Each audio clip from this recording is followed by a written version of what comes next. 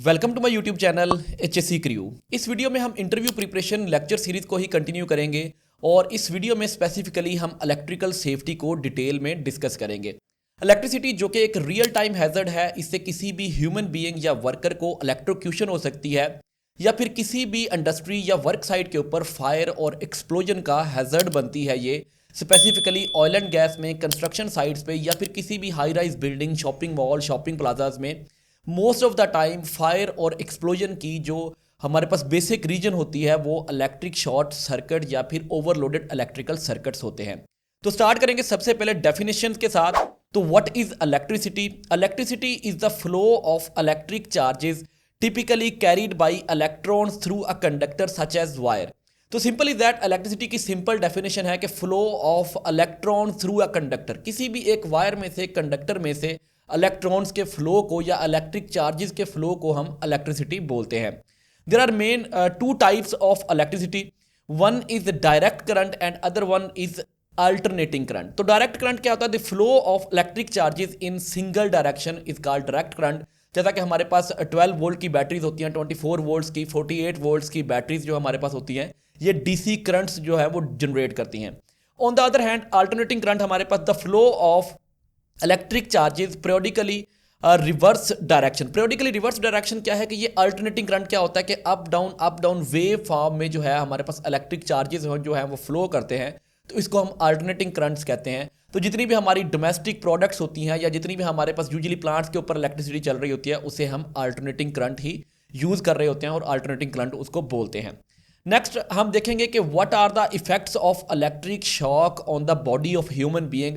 अगर कोई बंदा in contact of live wires आ जाता है या किसी डैमेज वायर या फिर इलेक्ट्रिक शॉर्ट सर्किट हो जाता है और बंदा उसके डायरेक्ट कांटेक्ट में आ जाता है, तो उससे बंदे की बॉडी के ऊपर क्या इफेक्ट्स आते हैं? तो first one is electric burn, skin को बर्न कर देगा, मसल्स को बर्न कर देगी और हमारे पास जो टिश्यूज है इलेक्ट्रिसिटी इनको बर्न कर देगी। Second is muscle contraction, makes it hard to release from the source. Muscle contract हो जाएंगे, मसल स्टिफ हो जाएंगे और बंदे की कैपेबिलिटी को वो अपना हाथ या जो भी body part in contact of electric circuit है उसको रिलीज करवा ले, वो कम हो जाएगी। नेक्स्ट इज हार्ट फाइब्रिलेशन, अगर इन पाथ ऑफ जो इलेक्ट्रिक करंट है उसके पाथ में जब वो इलेक्ट्रोक्यूशन हुई है बंदे की बॉडी को, हार्ट दरमियान में आ जाता है। हार्ट एक्चुअली इलेक्ट्रिक पल्सेस के ऊपर काम कर रहा होता है, तो ये उन इलेक्ट्रिक पल्सेस को मतलब कि इंटरफेयर कर देती है, जिससे हार्ट फाइब्रिलेशन या हार्ट अटैक के चांसेस जो हैं वो बढ़ जाते हैं। Next is nerves damage, definitely जब इलेक्ट्रिक शॉक जो है वो बंदे की बॉडी से पास करता है तो ये लीड टू पेन, नमनेस, हमारे पास पैरालिसिस जो होती है, ये पैरालाइज कर देता है बॉडी को और जो नर्व्स है बंदे का नर्वस सिस्टम जो है उसको डिस्टॉर्ट कर देता है।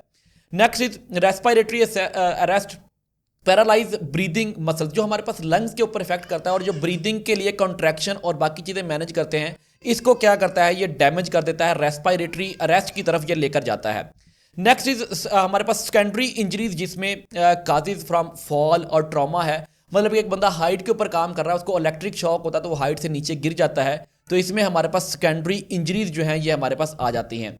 नेक्स्ट इज टिश्यूज डैमेज, इसमें क्या है कि इफेक्ट जो है ये वाइटल ऑर्गन्स को जो इलेक्ट्रिसिटी है वो इफेक्ट करती है, जिसमें हमारे हार्ट्स आ जाते हैं, लंग्स आ जाते हैं और ये बंदे को जो टिश्यूज हैं इनके, इसको क्या कर देती है? इलेक्ट्रिसिटी डैमेज कर देती है।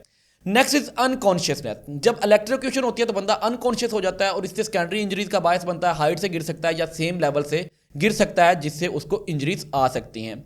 Next is death caused by, हमारे पास अगर बहुत ज़्यादा इलेक्ट्रोक्यूशन, मतलब कि हाई वोल्टेज के साथ अगर इलेक्ट्रिक सर्किट के साथ आप इन कॉन्टैक्ट आए हैं तो इलेक्ट्रिसिटी से डेथ होने के मैक्सिमम चांसेस होते हैं। नेक्स्ट स्लाइड पे चलेंगे, की कॉन्सेप्ट्स ऑफ इलेक्ट्रिसिटी को डिस्कस करेंगे। बेसिक डेफिनेशंस हैं, अगेन इंटरव्यू में पूछी जा सकती हैं, इनका हमें आइडिया होना चाहिए relevant to the electric safety.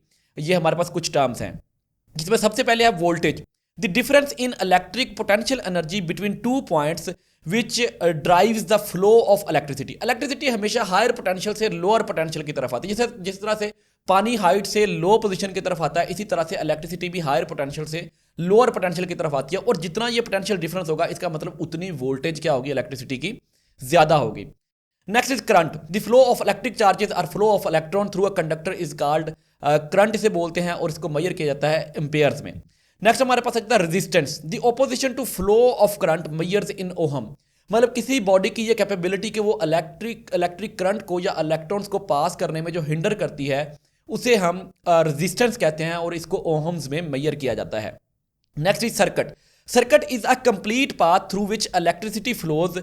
It includes power source, it includes conductive path, load, switches. इसे हम सर्किट कहते हैं, एक क्लोज पाथ जिसमें से इलेक्ट्रिसिटी गुजरती है, इसको हम यूजुअली सर्किट बोलते हैं। कंडक्टर क्या होता है? अ material that aloe the flow of electric current. ऐसा मटेरियल जो कि इलेक्ट्रिसिटी को पास होने देता है, फ्लो ऑफ इलेक्ट्रॉन्स को पास होने देता है, उसे हम कंडक्टर बोलते हैं। जैसा कि हमारे पास कॉपर है, जैसा कि आयरन है, एल्यूमिनियम है, गोल्ड है, all these are conductor of electricity. Next is insulator. A material that resist the flow of current. ऐसा मटेरियल जो करंट को पास नहीं होने देता, उसे हम रजिस्टर कहते हैं। जैसा कि हमारे पास रबड़ है, ग्लास है, प्लास्टिक है, सिरामिक मटेरियल्स हैं, ये हमारे पास इंसुलेटर्स होते हैं। इसीलिए हम केबल्स की इंसुलेशन के लिए रबड़ मटेरियल जो है उसको यूज करते हैं या प्लास्टिक मटेरियल्स को यूज करते हैं। नेक्स्ट हमारे पास ग्राउंडिंग और अर्थिंग आ जाता है।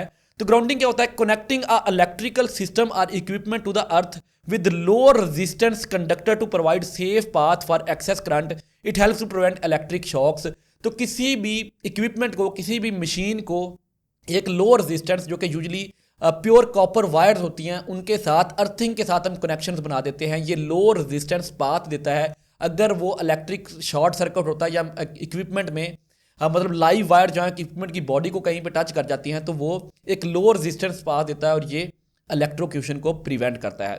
तो ये हमारे पास कुछ की कॉन्सेप्ट से या बेसिक टर्मिनोलॉजी से रिलेटेड टू इलेक्ट्रिसिटी, आपको इनका थोड़ा आइडिया होना चाहिए। नेक्स्ट स्लाइड पे चलेंगे, प्राइमरी हैजर्ड्स ऑफ इलेक्ट्रिसिटी को डिस्कस करेंगे कि बेसिकली इलेक्ट्रिसिटी से क्या क्या हैजर्ड्स हो सकते हैं। तो फर्स्ट वन इज फॉल्टी और damaged electrical equipments or insulation. अगर किसी कोई इक्विपमेंट डैमेज है या कोई केबल है उसकी इंसुलेशन डैमेज है, तो ये इलेक्ट्रिसिटी हैजर्ड बन जाएगा। बंदा डायरेक्ट कंडक्टिंग वायर्स के या डायरेक्ट कंडक्टिंग सर्किट्स के इन कॉन्टैक्ट आ सकेगा। Next is fire and explosion due to unsuitable electrical devices. Electrical devices अगर प्रॉपरली यूज नहीं की जा रही या फिर ओवर मतलब आप लोड कर रहे हैं या कोई और प्रॉब्लम आ रही है, तो उससे अगर ऑयल एंड गैस का प्लांट है स्पेसिफिकली, तो उससे फायर और एक्सप्लोजन के चांसेस हो सकते हैं। और हाई राइज बिल्डिंग्स हैं, होटल्स हैं, शॉपिंग मॉल्स हैं, यहाँ पे मेजर जो फायर इंसिडेंट्स होते हैं उनके पीछे कहीं ना कहीं इलेक्ट्रिक शॉर्ट सर्किट ही इन्वॉल्व होते हैं। Next is over voltage of electric surge. Over voltage or electric surge can damage the equipment. Over voltage आई है, ये भी इलेक्ट्रिसिटी का हैजर्ड है कि ओवर वोल्टेज होगी तो मशीन को खराब कर देगी, इक्विपमेंट को खराब कर देगी। जैसा कि हमारे पास डोमेस्टिक जो हाउस होल्ड आइटम्स होते हैं, इलेक्ट्रिक अप्लायंसेज होती हैं, अगर ट्रांसफार्मर के साथ कोई इशू आता है तो वो जल जाती हैं। तो ये हमारे पास ये भी एक इलेक्ट्रिसिटी का हैजर्ड है। Next is inadequate wiring can lead to shock और इलेक्ट्रिकल फायर्स। अगर इलेक्ट्रिक वायरिंग अच्छे से नहीं हुई तो इलेक्ट्रिक शॉक्स या फायर की तरफ लेकर जाएगी। Exposed electrical parts posed risk of electric shock. Exposed electrical parts है, कोई सर्किट ब्रेकर्स है, या फिर अगर कोई डिस्ट्रीब्यूशन बोर्ड है उसके ऊपर उसका कवर नहीं लगा हुआ, तो उससे इलेक्ट्रोक्यूशन के चांसेस क्या हो जाएंगे? बढ़ जाएंगे। Damaged insulation can result in direct contact with live wires. अगर कोई इक्विपमेंट है, कोई मशीन है, उसकी वायर डैमेज है, तो ये भी इलेक्ट्रिसिटी हैजर्ड को प्रमोट करेगी। उसके बाद ungrounded systems increase the risk of electrocution. अगर कोई मशीन, कोई इक्विपमेंट प्रॉपरली ग्राउंड नहीं किया गया, तो ये भी रिस्क ऑफ इलेक्ट्रिक्यूशन को क्या कर देगा? बढ़ा देगा। Overloaded circuit can cause over heating and fire. Overloaded circuit से भी क्या होगा? फायर और एक्सप्लोजन का हैजर्ड जो है बढ़ जाएगा। उसके बाद overhead power lines can pose the risk of electrocution during the work. अगर क्रेन लिफ्टिंग एक्टिविटी हो रही है या कुछ का फोल्डिंग के ऊपर, हाइट के ऊपर काम हो रहा है, तो ओवरहेड इलेक्ट्रिक वायर्स जो हैं ये भी इलेक्ट्रोक्यूशन का हैजर्ड जो है वो पोज कर सकती हैं। Secondary injuries after electrocution such as fall from height. अगर कोई हाइट पे काम करता है, इलेक्ट्रोक्यूशन होती है, नीचे बंदा गिर जाता है, ये भी एक सेकेंडरी हैजर्ड बन जाता है इलेक्ट्रिसिटी का। उसके बाद electrical arcing, jump of electricity through air gap is called. हमारे पास इसको आर्किंग बोलते हैं, और ये भी एक स्फीयर किस्म का हैजर्ड है इलेक्ट्रिसिटी का, specifically high voltage electrical systems में। और नेक्स्ट आ जाएगा हमारे पास static electricity ignite flammable vapours or dust. Static electricity due to frictions बन सकती है, एयर फ्लो की वजह से बन सकती है, तो इससे भी क्या होता है? फायर एंड एक्सप्लोजन के चांसेस बढ़ जाते हैं। तो ये हमारे पास सिंपल से इलेक्ट्रिसिटी के हैजर्ड से जिनको हमने डिस्कस कर लिया। मेनली क्या होता है कि कोई भी ऐसा exposed electrical conductor, electrical conducting system या फिर कुछ सर्किट जिसको ह्यूमन के इन कॉन्टैक्ट आ सकता है, जो उसे हम बेसिकली इलेक्ट्रिसिटी हैजर्ड बोलते हैं। और on the other hand side overloaded electrical systems, improper electrical systems, electrical surges, ये हमारे पास फायर एंड एक्सप्लोजन की तरफ भी लेके जा सकती हैं। नेक्स्ट चलेंगे हम control measures of electricity hazards के कंट्रोल मेजर हम क्या क्या ले सकते हैं। तो first one is implementation of permit to work system, जब भी हमने लाइव इलेक्ट्रिकल सिस्टम्स के ऊपर काम करना है तो हमने क्या करना है जनाब, परमिट इशू करवाना है। सम टाइम कुछ कंपनीज में इलेक्ट्रिकल वर्क परमिट भी होता है और सम टाइम कंपनीज में इलेक्ट्रिकल परमिट को एज अ सर्टिफिकेट इशू किया जाता है। सेकंड वन इज, जब भी हमने इलेक्ट्रिसिटी से रेलिवेंट को काम करना है तो उसकी रिस्क असेसमेंट और प्लानिंग करनी है। स्पेसिफिकली जब हमने ओवरहेड इलेक्ट्रिकल लाइंस के पास काम करना है तो उसकी प्रॉपर रिस्क असेसमेंट कंडक्ट करनी है। Next is proper training and competence, सिर्फ अप्रूव्ड जो इलेक्ट्रिशियंस हैं उन्हीं ही से ही कोई मॉडिफिकेशन करनी है, कोई नया कनेक्शन लगाना है, कोई इलेक्ट्रिक पाथ में मॉडिफिकेशन करनी है तो approved electrician, trained competent electrician ही ये एक्टिविटी परफॉर्म करेगा। Next is lockout tagout procedure for maintenance, अगर कोई मेंटेनेंस करनी है तो उस इक्विपमेंट को बंद करेंगे, उसके ऊपर लॉक लगाएंगे और उसको टैग करेंगे ताकि एक्सीडेंटली कोई बंदा उस इक्विपमेंट को ऑन ना कर दे। तो इलेक्ट्रिकल आइसोलेशन करेंगे और लॉकआउट टैगआउट प्रोसीजर्स जो हैं उनको अडॉप्ट करेंगे। नेक्स्ट हमारे पास आ जाता है ensure proper grounding to prevent electrical shocks, तो प्रॉपर ग्राउंडिंग हम मेंटेन करेंगे। इलेक्ट्रिकल शॉक्स को हम क्या करेंगे जनाब, प्रिवेंट किया जा सकता है प्रॉपर ग्राउंडिंग कनेक्शंस के साथ, जिसमें हम कॉपर वायर को यूज़ करते हुए प्रॉपर ग्राउंडिंग कनेक्शंस बनाते हैं। Next is use of RCD residual current devices को हम यूज़ करेंगे। ईएलसीबी अर्थ लीक सर्किट ब्रेकर्स को यूज़ करेंगे जो कि फॉल्ट को डिटेक्ट करते हैं और सिस्टम्स को ट्रिप करवा देते हैं। इस तरह से फ्यूज़ एंड सर्किट ब्रेकर्स जो कि इक्विपमेंट सेफ्टी के लिए यूटिलाइज होते हैं उनको हम यूज़ करेंगे। उसके बाद गार्ड इलेक्ट्रिकल जो हमारे पास लाइव इलेक्ट्रिकल पार्ट्स है, जिस तरह के कोई डिस्ट्रीब्यूशन बोर्ड है या कोई और वायर्स हैं, इसको केबल ट्रेस, केबल कंडुइट्स या फिर प्रॉपर कवर करके हम उनको गार्ड करेंगे ताकि वो डैमेज ना हो और लाइव इलेक्ट्रिकल सिस्टम्स के कॉन्टैक्ट में वर्कर्स ना आए। उसके बाद regular inspection of equipment tools and for the damages, equipment tools wires जितनी भी यूज़ हो रही हैं, एक्सटेंशन केबल्स जितनी यूज़ हो रही हैं उनकी इंस्पेक्शन करेंगे और अगर कोई डैमेज इक्विपमेंट टूल केबल नज़र आती है तो उसको ऑपरेशन से रिमूव कर देंगे।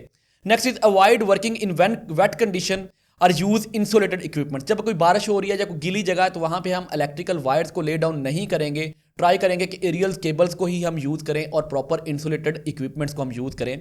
Use of insulated personal protective equipments, proper insulated personal protective equipments जो हैं उनको हम यूटिलाइज करेंगे। तो ये बेसिक कुछ कंट्रोल मेजर्स हैं हमारे पास इलेक्ट्रिसिटी हैजर्ड से रेलिवेंट।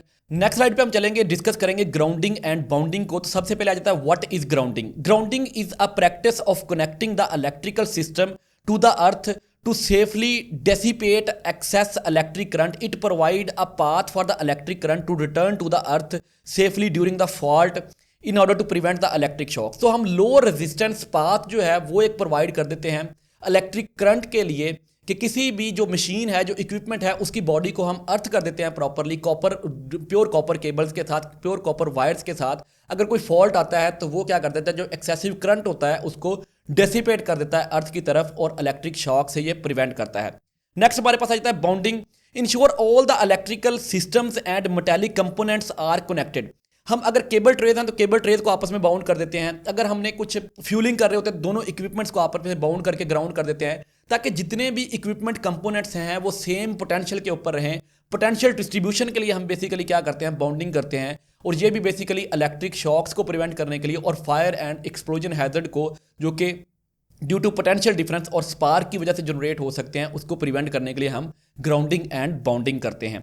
नेक्स्ट हमारे पास आ जाएगा व्हाट इज इंपॉर्टेंस। इसकी इंपॉर्टेंस क्या है, तो essential to prevent electric shocks, ensure the stability and safety of electrical systems. एक तो ये इलेक्ट्रिक करंट के इलेक्ट्रिक शॉक को प्रिवेंट करते हैं और नंबर 2 ये इलेक्ट्रिकल सिस्टम की सेफ्टी को प्रमोट करते हैं। नेक्स्ट हम चलेंगे लॉकआउट टैग आउट। जैसा कि हमने ऑलरेडी पढ़ा कि हम इसकी प्रिवेंटिव मेजर लेते हैं, लॉकआउट टैग आउट करते हैं। तो बेसिकली लोटो क्या है, lockout tag out stands for, Lotte stands for lockout tag out. It is a safety procedures to ensure dangerous machines are properly shut off and not restarted until the maintenance is completed. Basically ये process है कि accidental startups को prevent करने के लिए during maintenance activity. आपने किसी pump के ऊपर काम करना है, इलेक्ट्रिकली वो ऑपरेटेड है, तो हम क्या करेंगे, कंट्रोल रूम से उसका बटन या जो भी हमारे पास उसका ब्रेकर होता है उसको ऑफ करेंगे। जो इंडस्ट्रियल ब्रेकर्स होते हैं उसके ऊपर लॉक लगने का पॉइंट होता है तो उसको हम लॉक लगा देंगे और लॉक में हम टैग भी एंटर कर देंगे। यहाँ में हमें जो लॉक और टैग नजर आ रहे हैं तो टैग के ऊपर हम डिस्क्रिप्शन देंगे कि ये किस बंदे ने इसको बंद किया है, किस मेंटेनेंस एक्टिविटी के लिए इसको बंद किया, कितने टाइम से कितने टाइम तक इसने बंद किया। परमिट नंबर यूजुअली लिखा जाता है और contact detail of the person लिखी जाती हैं ताकि आइडिया हो सके जो बंदा बाद में आए उसको ये ना लगे कि ये सर्किट ब्रेकर जो है ये ट्रिप कर गया, वो इसको दोबारा ऑन ना कर सके। जब मेंटेनेंस एक्टिविटी कंप्लीट हो जाएगी तो वो लॉक को रिमूव कर दिया जाएगा और जो इक्विपमेंट है उसको बैक टू ऑपरेशन लिया जा सकेगा। अब एक बड़ा इक्विपमेंट है, उसके ऊपर सेवरल बंदे काम कर रहे हैं, तो जितने बंदे काम करेंगे सब बंदे अपना लॉक उस ब्रेकर के ऊपर लगाएंगे। इसके लिए यूजुअली क्या होता है कि एक लॉक ब्रेकर के ऊपर लगाया जाता है और उसकी की को एक बॉक्स में रखा जाता है और बॉक्स के अगेंस्ट उसके ऊपर पॉइंट्स बने होते हैं जिसके ऊपर सेवरल लॉक्स जो वो लगाए जा सकते हैं। तो सारे वर्कर्स उस बॉक्स के ऊपर लॉक लगाते हैं। इसका बेसिकली फायदा क्या होता है कि ये ना हो कि एक बंदा जिसने लॉक लगाया है उसका काम खत्म हुआ है, उसने लॉक ओपन किया और टैग उतारा और वो चला गया और किसी बंदे ने आके दोबारा से उसको ऑन कर दिया जबकि बाकी के बंदे वहां पे काम कर रहे थे। तो ये चीज़ को प्रिवेंट करने के लिए सेवरल जितने बंदे काम कर रहे होते उतने लॉक भी उस पर्टिकुलर ब्रेकर के अगेंस्ट लगाए जाते हैं। तो इसे लॉक आउट टैग आउट कहा जाता है। तो फिजिकली लॉक कर दिया जाता है, सिस्टम को प्रिवेंट करता है ये ऑपरेशन को, एक्सीडेंटल ऑपरेशंस को। नेक्स्ट आता है हमारे पास steps for effective LOTO. Lock out tag out करने के लिए कौन कौन से स्टेप्स हैं? सबसे पहले identify all energy sources. Make sure करेंगे कि जो इक्विपमेंट हम मेंटेन करने जा रहे हैं उसके ऊपर कितने एनर्जी सोर्सेज टोटल आ रहे हैं। तो सबको क्या करेंगे? बंद करेंगे। Isolate and lock them out. उनको आइसोलेट कर देंगे, टर्न ऑफ कर देंगे और उनको लॉक कर देंगे ताकि कोई उसको ऑन ना कर सके। Tag the equipment. जो भी ब्रेकर हैं उनको टैग करेंगे कि हमने इसको क्यों बंद किया, कितने टाइम के लिए बंद किया, किस बंदे ने बंद किया, कौन सा परमिट है, क्या एक्टिविटी है, कब इसको दोबारा ओपन किया जाएगा और उसकी कॉन्टैक्ट डिटेल्स क्या है। Verify the lock. फिर जाके हम लोकली उसको चेक करेंगे चला के भी कि वो ऑन तो नहीं हो रहा। माइट भी ये हो कि आपने गलत ब्रेकर को ऑफ करके उसको लॉक आउट टैग आउट करके आ रहे हैं और सिस्टम जो है वो एनर्जाइज हो, तो लोकली उसको हम चला के ट्राई आउट करके भी चेक करते हैं। Perform the maintenance and safely restore the energy. जब मेंटेनेंस हो जाएगी तो हम क्या करेंगे? लॉक को रिमूव भी करेंगे। ये नहीं है कि आप लॉक लगाया है, मेंटेनेंस कंप्लीट की है और आप इधर उधर चलेंगे। जैसे ही मेंटेनेंस कंप्लीट होगी हम लॉक और टैग को रिमूव करेंगे और सिस्टम एनर्जी को रीस्टोर कर देंगे। तो ये हमारे पास प्रोसेस था लॉकआउट टैग आउट का। नेक्स्ट स्लाइड पे चलते हैं। आर्क फ्लैश और आर्क ब्लास्ट को हम डिस्कस करेंगे। तो what is arc flash? A sudden electrical discharge through air between conductors और फ्रॉम कंडक्टर टू ग्राउंड। एक कंडक्टर से दूसरे कंडक्टर के दरमियान में jump of electricity through an air gap, या फिर एक कंडक्टर से ग्राउंड की तरफ जंप ऑफ इलेक्ट्रिसिटी। और ये बेसिकली वोल्टेज डिफरेंस की वजह से होता है, पोटेंशियल डिफरेंस की वजह से होता है। जितना पोटेंशियल डिफरेंस ज़्यादा होगा उतने चांसेस ज़्यादा होंगे और इससे क्या होता है? हीट और जो हमारे पास लाइट है वो एमिट होती है और इसमें बर्निंग के, ब्लाइंडनेस के और डेथ काज करने के चांसेस होते हैं डिपेंडिंग अपॉन कितना हाई वोल्टेज सिस्टम था जहाँ से आर्किंग हुई है। नेक्स्ट इज आर्क ब्लास्ट है। Occur during the arc flash. जब आर्क फ्लैश होता है उसी के दौरान में ये जनरेट होता है। हाई प्रेशर शॉक वेव होती है जो कि फिजिकल इंजरीज या इक्विपमेंट डैमेज का बायस बन सकती है, तो इसे हम आर्क ब्लास्ट बोलते हैं। नेक्स्ट हम चलेंगे ELCB earth leak circuit breaker को डिस्कस करेंगे। तो बेसिकली ये एक सेफ्टी डिवाइस है जो कि सिस्टम को ट्रिप करवाती है। तो यहाँ पे हमारे पास एक सादा सी ब्लॉक डायग्राम है। तो अब हम इसमें देखेंगे एक इनकमिंग पावर है और एक आउटगोइंग पावर है जो कि हमारे पास लोड के साथ लगी हुई है।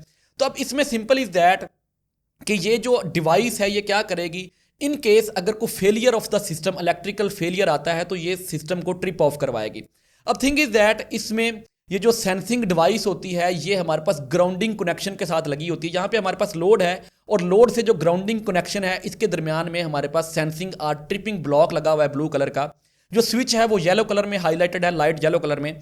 अब जब भी कोई कनेक्शन मतलब कि जो हमारे पास इलेक्ट्रिक फॉल्ट आएगा और जब इलेक्ट्रिसिटी का फ्लो होगा ग्राउंडिंग कनेक्शन की तरफ, अर्थ वायर की तरफ, तो उसके दरमियान में जो ट्रिपिंग डिवाइस लगी हुई है ये इसको सेंस करेगी और आफ्टर दैट यह क्या करवा देगी? इसको ट्रिप करवा देगी। तो कुछ इसकी स्पेसिफिकेशंस देख लेते हैं। तो फर्स्ट ऑफ ऑल हमारे पास जो अर्थ लीक सर्किट ब्रेकर है operates on the basis of voltage detections. तो वोल्टेज ऑपरेटेड सर्किट ब्रेकर्स कहते हैं ELCB को। Next is required a good earthing और grounding connection for functioning properly. अगर अर्थिंग कनेक्शन नहीं लगा हुआ प्रॉपरली तो ये ELCB earth leak circuit breaker काम नहीं करते, बिकॉज ये इसका जो डिटेक्शन सिस्टम है वो ग्राउंडिंग वायर में इलेक्ट्रिक चार्जेस को या वोल्टेज को जो है वो डिटेक्ट करता है। नेक्स्ट इज लीकेज करंट और fault current must flow through the earth path for ELCB to trip. अगर लीकेज करंट जो है वो हमारे पास अर्थिंग कनेक्शन से पास नहीं करता फिर भी ये ऑपरेट नहीं होंगे। तो ELCB के लिए अर्थिंग कनेक्शन जो है ये बड़ा ही इंपॉर्टेंट है। नेक्स्ट इज लेस सेंसिटिव है, can only detect large fault currents. अगर लार्ज फॉल्ट्स को ही ये डिटेक्ट करते हैं। कम सेंसिटिव इक्विपमेंट्स होते हैं ये वाले जो ELCB है। और ओल्डर टेक्नोलॉजी है, less commonly used. No days इसको कॉमनली यूज नहीं किया जाता, ये ओल्डर टेक्नोलॉजी होती है। और known as voltage VOELCB, voltage operated earth leak circuit breakers. तो ELCB को VOELCB भी कहा जाता है, voltage operated earth leak circuit breakers. Next हम चलेंगे RCDs या रेजिडुअल करंट डिवाइसेस या रेजिडुअल करंट सर्किट ब्रेकर्स को हम डिस्कस करेंगे। तो बेसिकली ये जो हमारे पास RCDs होते हैं, ये लेटेस्ट टेक्नोलॉजी है, इसमें अर्थिंग कनेक्शंस का अच्छा होना ज़रूरी नहीं है। ये बेसिकली क्या करते हैं, ये हमारे पास लाइन और न्यूट्रल फेज और न्यूट्रल में बेसिकली इलेक्ट्रिक डिसरप्शन को जो है वो मेजर आउट करते हैं और उसके बाद ये सिस्टम को ट्रिप आउट करवाते हैं। तो यहाँ पे हमारे पास डायग्राम है, इसमें रेड लाइन जो है ये हमारे पास फेज है और जो ब्लैक लाइन है ये हमारे पास न्यूट्रल है। आगे आपको ब्लू कलर में एक लोड दिखाया गया है और लोड क्या है, ग्राउंडेड है बेसिकली। अब इसमें हमारे पास क्या है कि एक CBCT लगा हुआ है। बेसिकली CBCT क्या करता है कि जो हमारे पास सिंपल इज दैट जो फेज है और न्यूट्रल है उसमें करंट डिफरेंस को मेजर करता है।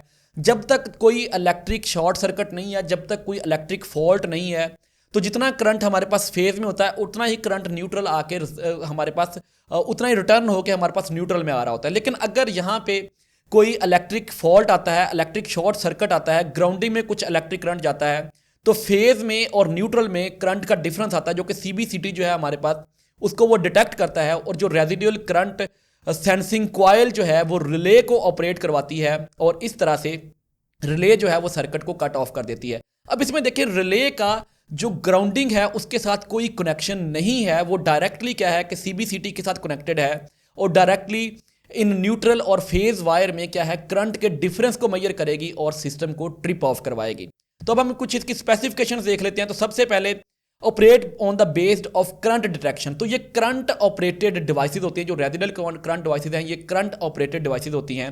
Next is does not require an earth connection to function properly. अब इसमें देखें जो रिले है वो अर्थिंग कनेक्शन के साथ कनेक्टेड नहीं है, बल्कि वो CBCT के साथ कनेक्टेड है और जस्ट दोनों फेजेज में जो हमारे पास डिफरेंस है इलेक्ट्रिसिटी का उसको ये मेजर करती है और ये अर्थिंग कनेक्शन इसको रिक्वायर नहीं करती ये इसको ऑपरेट करने के लिए। Next is trips when there is a leakage of current और फॉल्ट इज डिटेक्टेड। ये ट्रिप करवा देती है जब लीकेज ऑफ इलेक्ट्रिक करंट या फॉल्ट जो है वो डिटेक्ट होता है। मोर सेंसिटिव है, कैन डिटेक्ट स्मॉल करंट्स जो 30 मिली एम्पियर और इससे भी कम करंट जो है इसको ये मेजर कर सकती है और सिस्टम को जो है वो ट्रिप करवा सकती है। न्यू टेक्नोलॉजी है, कॉमनली डोमेस्टिकली और इंडस्ट्री में ये यूज हो रही है और known as RCCB residual current circuit breaker या CORCCBB current operated residual current circuit breaker भी इसको कहा जाता है। तो ये बेसिकली हमारे पास डिफरेंसेस से ELCB और RCD के दरमियान इलेक्ट्रिसिटी से रेलिवेंट हमने मोस्ट ऑफ द पॉइंट सारे इसमें कवर किए हैं। That's all from this video. Thank you very much for watching this video. If you found this content helpful, do comment on the video and also subscribe to the channel. Thank you very much once again.